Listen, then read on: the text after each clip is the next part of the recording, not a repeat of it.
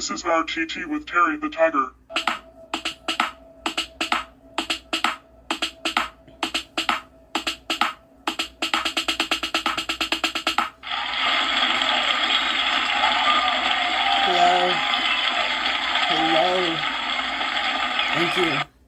Hello, and thank you again for joining me on another episode of Random Talk Time. I'm your host, Terry the Tiger. I have my little teddy bear, Maddie the dog, with me. And so today, we are talking magic. But before we get into that, I do want to do a shout out to Cactus Chick Creations. You can DM her directly on Instagram if you want to check out any of her clothing options. She does tote bags and home decor, mugs, anything you could put a label on, she can get it on there for you. Again, that's Cactus Chick Creations. Go ahead and check her out over on Instagram.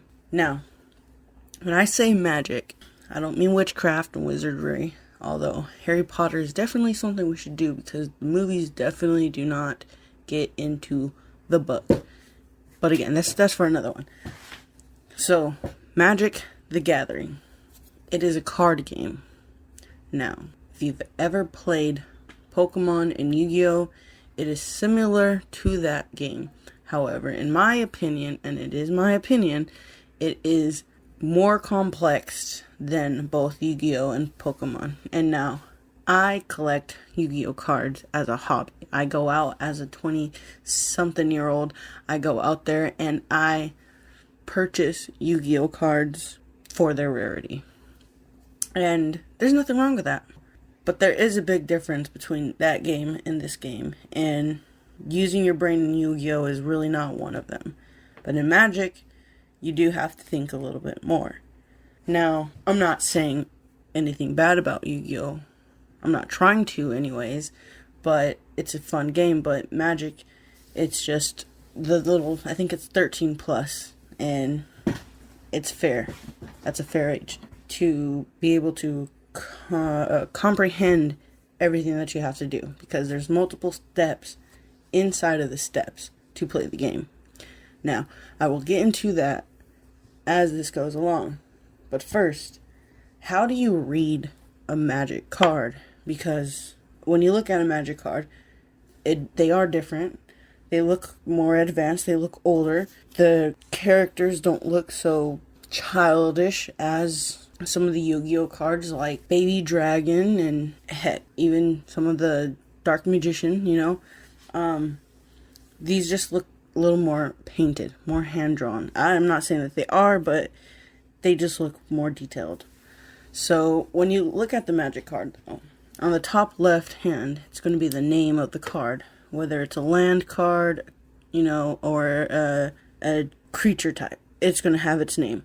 I have a few cards in front of me. Their names: Divine Favor, Nurok, Investmancer, something like that. High Sentinels of Arshan, Pin to the Earth, and of course I've got Plains and Island in front of me. Now, that's on the top left. On the top right is going to be your mana cost. And depending on the card, lands do not have that, but every other card does have that. And I'll get to you later what mana cost means. Type line is going to be the next one. Underneath the picture on the card, it's going to say creature, enchantment, artifact, basic land, and I think there's something else. I'll get to all of those later too. But this is what I have in front of me. Pretty much, that's what it is. It tells you what it is, because that's going to play a favor when you're playing against other cards. Now, on the right side of that is going to be the expansion symbol. And that's only going to matter if you're going to collect the cards for their rarity, like I do in Yu-Gi-Oh! And if you don't, then it's really not going to matter to you what the expansion symbol is. So, below that is going to be the text box, or on lands, it's going to be the symbol of that land. And ultimately, we'll get to that later. But after that, on the bottom right, if it has it, it's going to be the power / toughness. So the defense, and the attack. And that's, like I said, if it has it, because not all the cards do. So you're going to want to pay attention to all of that. Mana cost. Like I was saying, mana cost is going to be what it takes to play a card. Now, in the top right corner, all the cards have it except for the land cards. And the mana costs are going to be using the land cards. So the lands, there's going to be 5 of them. There's plains, which would make the white mana. It's going to look like a little star or an ash symbol. And then there's going to be an island, which makes the blue mana, and it's going to be usually a water drop of some sort. Swamps make the black mana, and it's going to be a skull symbol. Mountains make red mana, and that's going to be a fire symbol. Well, you got forests, which make green mana, and obviously that's going to be a tree, and it's going to be green. Now, those lands are also your mana. And like I was saying, certain cards cost certain mana. So for instance, in front of me, I have the Divine Favor. The Divine Favor requires 1 land and 1 other card of any kind. It just says 1.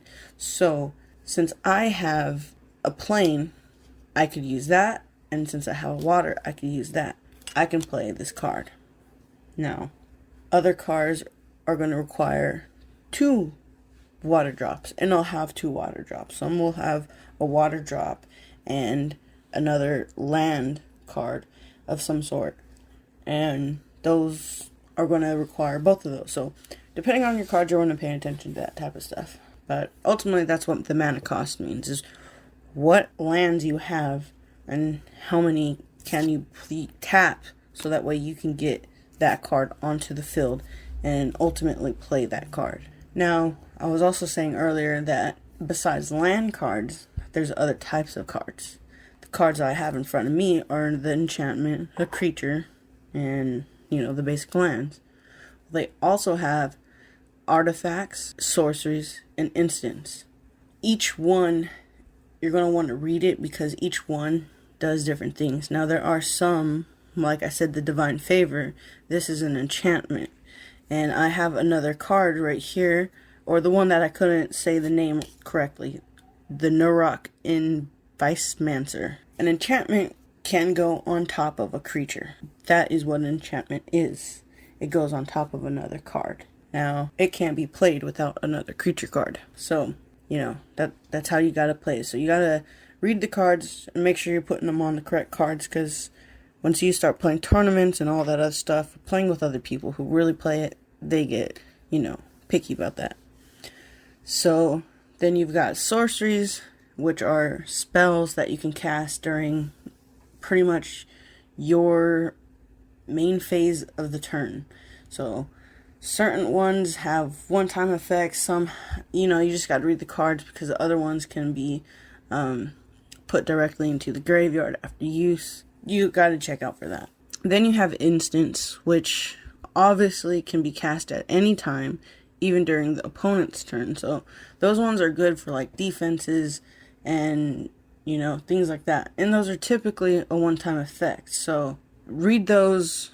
You really have to read the cards in Magic. And that's what it comes down to, is really, really just reading the cards. Because certain cards have certain abilities. Now, some of the abilities, for instance, when you have a flying creature, some of them say that you get a +1/+1 added onto that.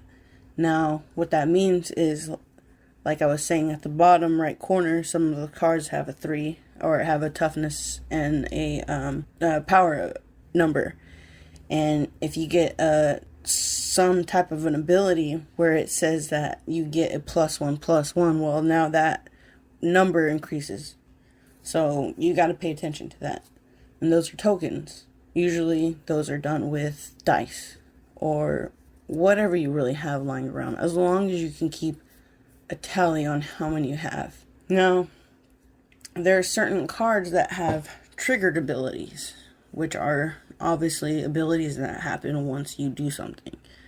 Now, that card I've been talking about, the Divine Favor, This one is an enchantment creature. So whenever this one enters the field, I gain 3 life. That's the triggered ability. And enchanted creatures get +1/+3. So that's the, other ability. So you gotta read them.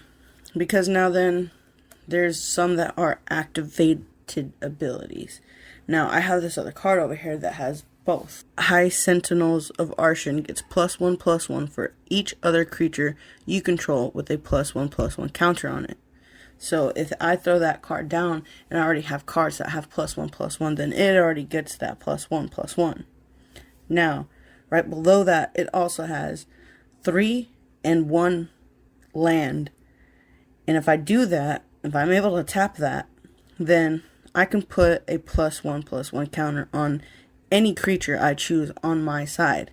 Now, that's super helpful for somebody who has an ability that gets a +1/+1 counter on top of that. Because now, if I have multiple that out there and I start putting more counters on other creatures, then this one gets +1/+1s. So that's why I said, we usually use dice if you have them, so that way you can keep a count on how many +1/+1s you have out there. Magic dice, I think, go up to, some of them go up to 11. I have some that go up to 6, obviously, the basics ones.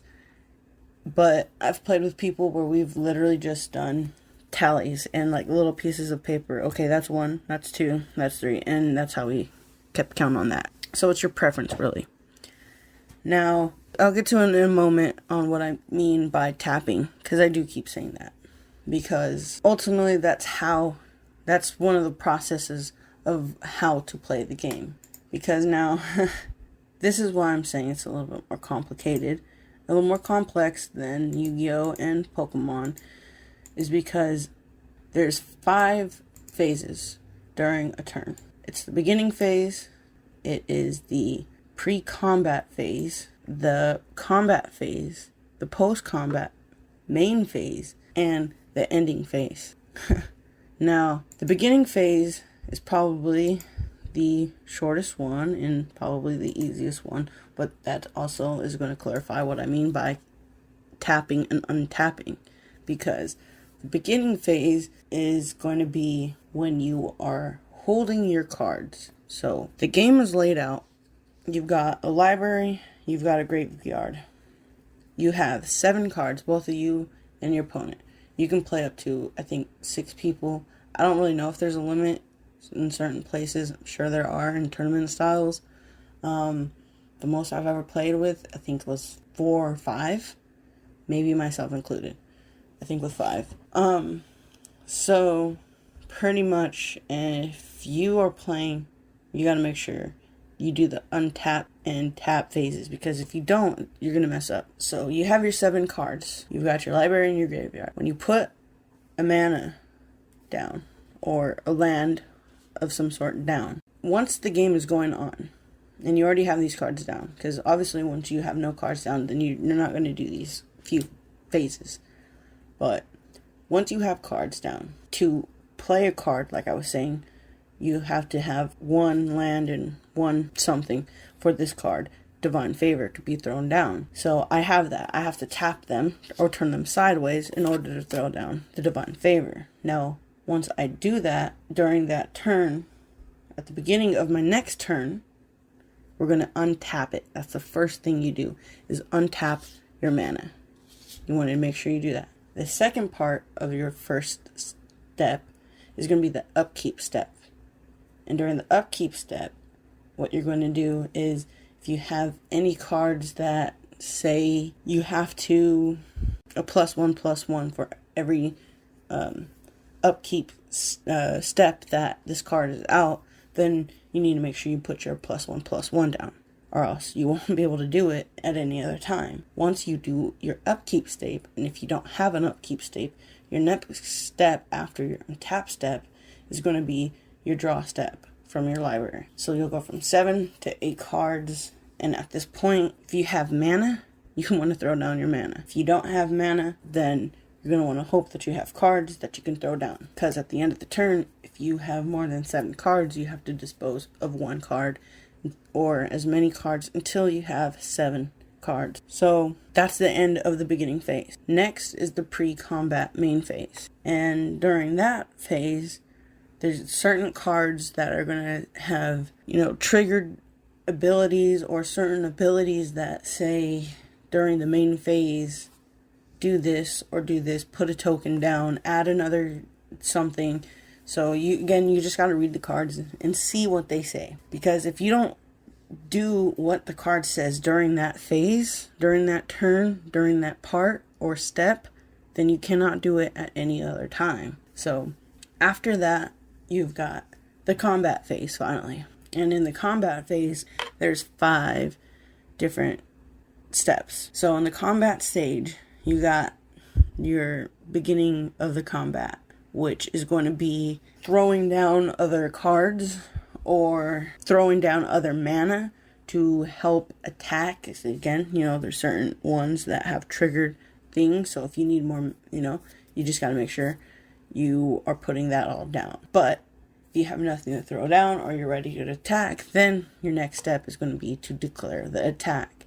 Now, for instance, I have the card that I can't pronounce right, the Nurok in Vicemancer, and I got that on top of the Divine Favor, which I'm getting a +1/+3. So now I'm using this one to attack. So I'm going to move this up and I'm going to choose which creature to attack from my opponent.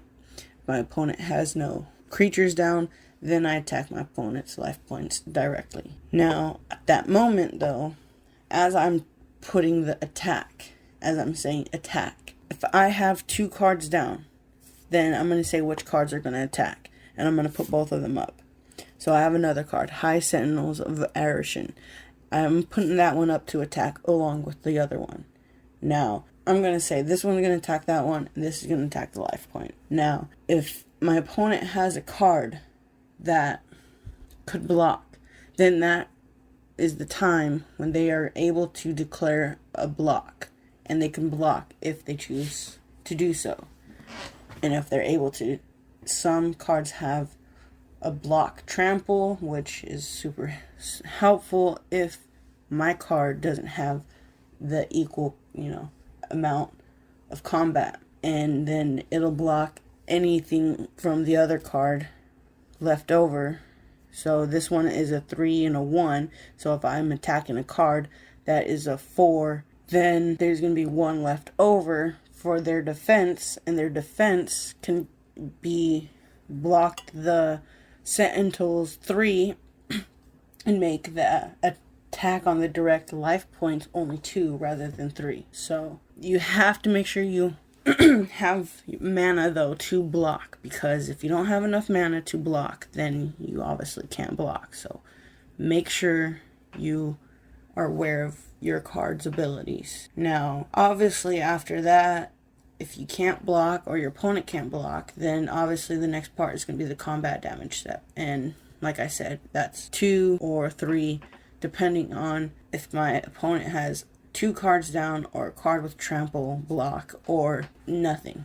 So after that, it's going to be the end of the combat stage, obviously. So after that, because that was the combat phase, you're going to go and have a post-combat main phase. And in this one, it's going to be certain cards are going to have abilities that are going to be triggered during this time that says, during this main phase, you pick a card from a graveyard, or this card gets swapped from a card from your library or your hand or something like that. So, or you get a trigger, or you get a token added for this card making it to this phase. So you just got to read the things. After that, it's going to be the end phase, or the conclusion of your turn. That is how you ultimately play Magic the Gathering. And the life points, as I mentioned, is going to be 20. Everybody has 20. It's you and one other person, it's 20. And for everybody else, it's 20. So it doesn't sound like a lot, but some of these games can go for hours. And this is for a standard deck of 60 cards. because there are other versions of this game where people play. I've heard of Commando, and it's like 102 or 106 cards. But this is standard. 60 cards, play 20 life points, and certain cards you can gain life. Certain cards you obviously want to lose life. Depending on what type of tournament plays you could play in, you could go up to the best out before somebody gets 3. So you just want to make sure you read any tournament rules before entering. And if you're just wanting to play and check it out, I hope this helped you out, because this is just the basics of Magic, and this is how I've taught my brother to play in recent days, which is why I'm doing this video. So I hope you enjoyed it, and check out the game Magic: The Gathering. It is a fun game. Thank you guys. Have a good one.